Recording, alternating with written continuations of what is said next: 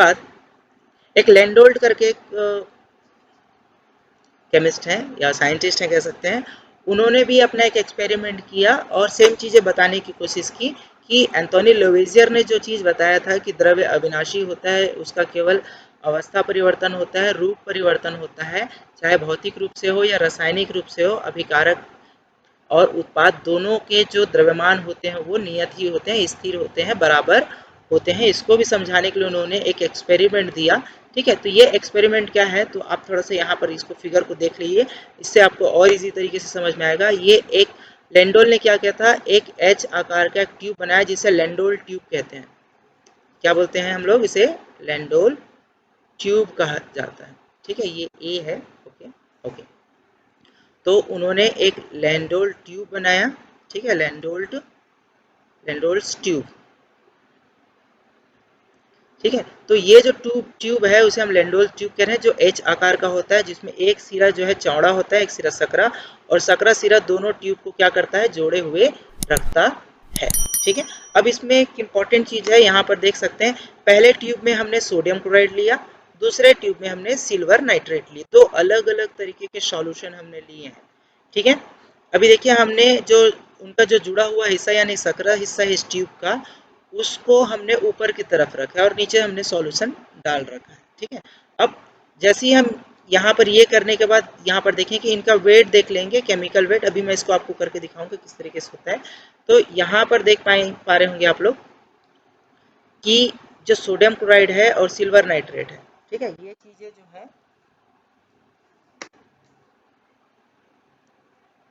अब हम इनको क्या करेंगे, पलट देते हैं। क्या करेंगे, इसको उल्टा कर लेते हैं। तो उल्टेंगे तो यहाँ पर ये दोनों सॉल्यूशन एक दूसरे से, यहाँ पर इस जो खुली हुई नली है यहाँ पर आकर के एक दूसरे से मिल जाएंगे। जैसे ही मिलेंगे तो आफ्टर सेक हम इसको थोड़ा सेक कर लेंगे, मिला लेंगे अच्छे से।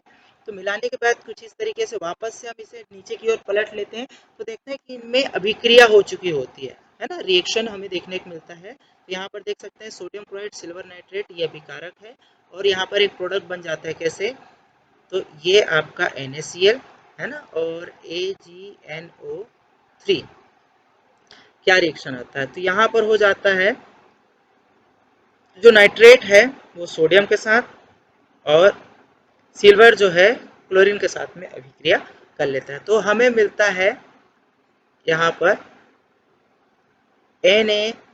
NaNO3 सोडियम नाइट्रेट और AgCl हमें प्राप्त हो जाता है। ठीक है, तो ये अभिकारक और ये जो है प्रोडक्ट, ये जो है रिजेंट है, रिएक्टेंट है, और ये जो है हमारा प्रोडक्ट आया।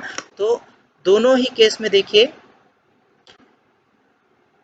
इसका वेट और इसका वेट दोनों ही बराबर हो जाते हैं। कैसे होते हैं, तो अभी हम थोड़ा सा इसमें आपको करके बताता हूँ, प्रोडक्ट और उसमें किस तरीके से यहाँ पर चेंजेस हमें देखने को मिलता है, मतलब द्रव्यमान कैसे बराबर होते हैं। ठीक है,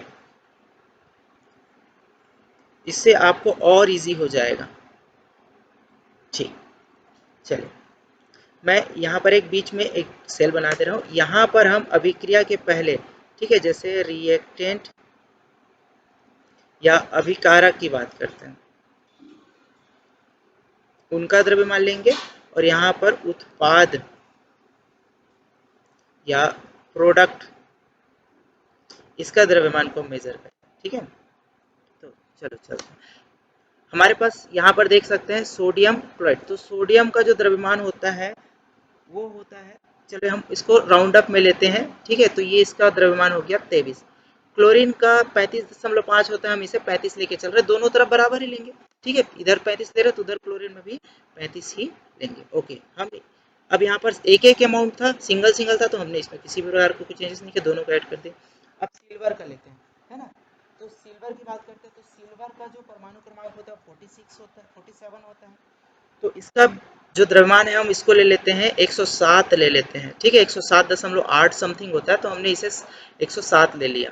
ठीक है, प्लस नाइट्रोजन का परमाणु क्रमांक 7, तो 7 का डबल ले लेते हैं, ये हो गया 7 दूनी 14।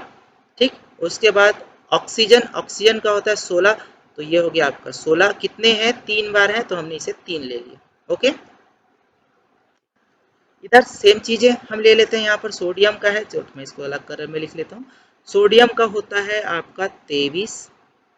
ठीक है, नाइट्रोजन का 14, ऑक्सीजन का 16 और ये 3 बार है। ओके, प्लस करते हैं, सिल्वर का होता है 107 और यहाँ पर आपका क्लोरीन का होता है 35।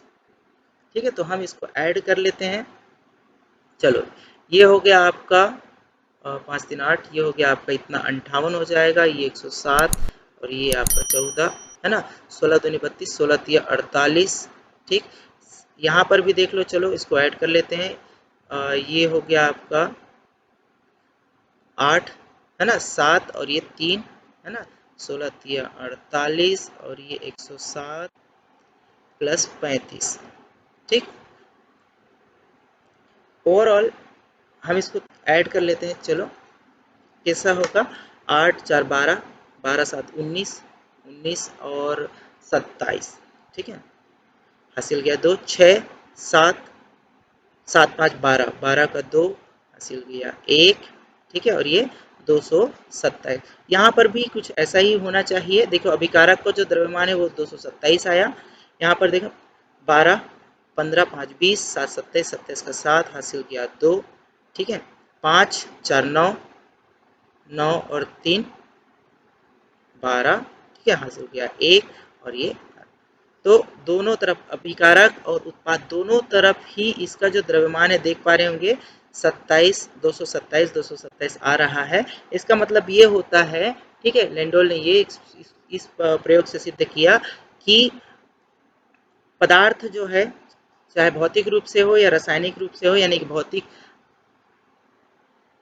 परिवर्तन या फिर रासायनिक परिवर्तन, दोनों ही कंडीशन में इनका जो उत्पाद होता है ना, अभिकारक अभिक्रिया के पहले का जो द्रव्यमान है वो, और अभिकारक के बाद का, अभिक्रिया के बाद का जो द्रव्यमान है, दोनों ही बराबर होते हैं। ठीक है, तो उससे ये प्रूफ हो जाता है। देखिए, दो अभिकारक में और उत्पाद में दोनों में ही इसका द्रव्यमान क्या होता है, बराबर ही होता है। ये तो आपका लैंडोल का एक्सपेरिमेंट था जिससे उन्होंने द्रव्यमान संरक्षण के नियम को प्रूफ किया।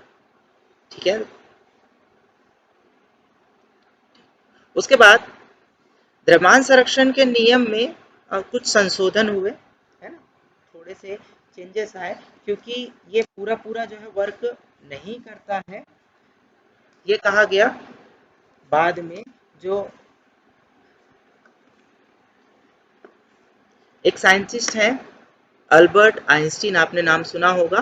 ठीक है, इन्हें कौन नहीं जानता, जो भी साइंस का विद्यार्थी है और इस नाम से परिचित नहीं है तो उसे साइंस का विद्यार्थी कहना थोड़ा मुश्किल है। ठीक है, तो अल्बर्ट आइंस्टीन है, आइंस्टीन, इन्होंने एक सूत्र दिया था E is equal to m c square. ठीक है, E is equal to m c square.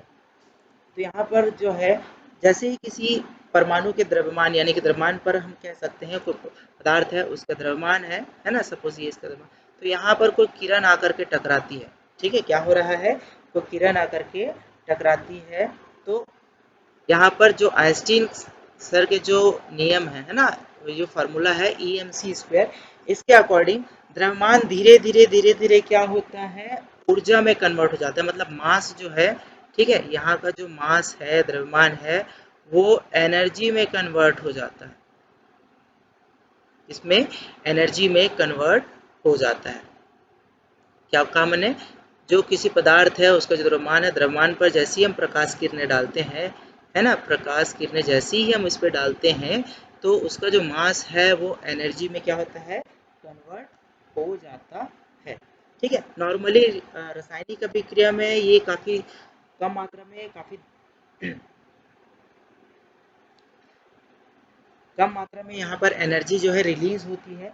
लेकिन अगर हम नाभिकीय अभिक्रिया की बात करें, तो नाभिकीय अभिक्रिया में काफ़ी ज़्यादा मात्रा में जो है ये ऊर्जा जो है रिलीज होती है, तो उसे हम नाभिकीय ऊर्जा कहते हैं। क्या कहते हैं, नाभिकीय ऊर्जा, न्यूक्लियर एनर्जी कहते हैं। मतलब ओवरऑल हम ये कहना चाह रहे हैं, इस पूरे संशोधन के पीछे का रीज़न ये था कि किसी परमाणु के नाभिक में जो द्रव्यमान होता है ना, उसकी कुछ मात्रा जो है परिवर्तित हो जाती है, वो निश्चित नहीं रहती है, थोड़ी मात्रा में वहाँ पर परिवर्तित हो जाता है। तो अगर यहाँ पर उसके द्रव्यमान में परिवर्तन हो रहा है, ठीक है, तो वहां पर उसका द्रव्यमान संरक्षित नहीं रह पाता, क्योंकि उसके द्रव्यमान में जब एनर्जी के रूप में द्रव्यमान उसका निकल जाता है तो उसका द्रव्यमान सुरक्षित नहीं रहता, संरक्षित नहीं रहता है। ठीक है, तो इसको समझाने के लिए एक द्रव्यमान संरक्षण के नियम का संशोधन कर दिया गया और बाद में उसे जो है द्रव्यमान एवं ऊर्जा संरक्षण का नियम नाम से प्रदर्शित किया गया।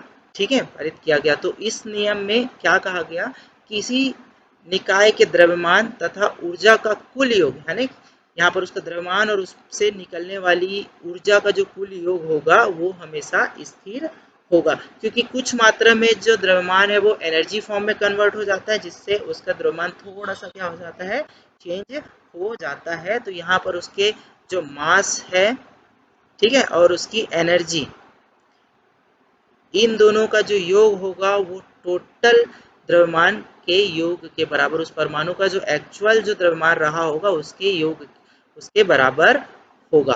ठीक है, ये उसका ओरिजिनल वाला जो है वो द्रव्यमान होगा और उनका जो द्रव्यमान और उसकी एनर्जी के योग के बराबर होगा। ये जो है द्रव्यमान एवं ऊर्जा संरक्षण का नियम कहलाया बाद में। ठीक है, आई होप आप समझ गए होंगे। द्रव्यमान संरक्षण के नियम में थोड़ा सा चेंजेस किया गया, संशोधन किया गया, क्योंकि आइंस्टीन ने, अल्बर्ट आइंस्टीन ने क्या कहा था कि उन्होंने एक्सपेरिमेंट में देखा कि किसी पदार्थ या किसी पदार्थ के द्रव्यमान पर अगर हम प्रकाश किरणें डालते हैं तो वो जो है ऊर्जा में परिवर्तित होने लगता है।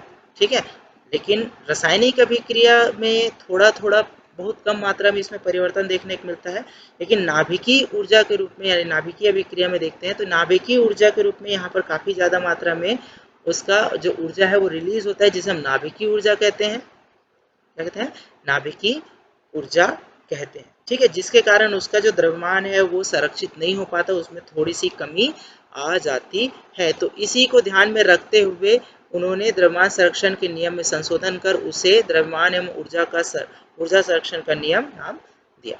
ठीक है, और कहा कि इस नियम के अकॉर्डिंग क्या कहा, किसी निकाय के द्रव्यमान तथा ऊर्जा का जो योग है, कुल योग है, वो क्या रहता है, स्थिर रहता है।